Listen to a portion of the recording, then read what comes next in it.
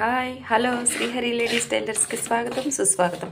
ఇవాళ ఉప్మా తినాలనిపించింది. నేతిలో రవ్వ వేపుతున్నాను. ముందు ఉప్మాలో వేసేద్దాం, ఎందుకంటే టైం వేస్ట్ చేసుకుని అల్లం నీళ్లు కాసుకొని తాగటం, జీలకర్ర నీళ్లు కాసుకొని తాగటం, ఇవి బెల్లంలో వేసుకొని తినటం, ఈ ప్రాసెస్ అంతా టైం వేస్ట్ కాకుండా ఇవన్నీ మనం తినేట్లో వేసేసుకుందాం.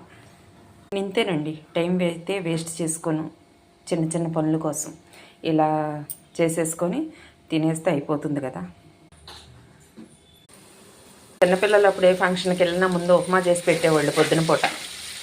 అప్పుడేమో బాగా తినేవాళ్ళం. ఇప్పుడు అబ్బో ఉప్మానా ఎందుకు అంటున్నాం. ఉప్మా రెడీ అయ్యేలోపు మా అమ్మాయి వచ్చింది కదా, కొంచెం కాఫీ ఇద్దాం. కొంచెం నెయ్యి వేద్దామా, చాలా టేస్ట్గా ఉంటుంది. చూసారా ఎంత బాగుందో. ఇది 4గురికి వస్తుంది, కానీ చాలా టేస్ట్గా ఉంటుంది. నాకు పలసగా ఉంటేనే ఇష్టం. శనగిత్తల చట్నీ చేసుకుంటే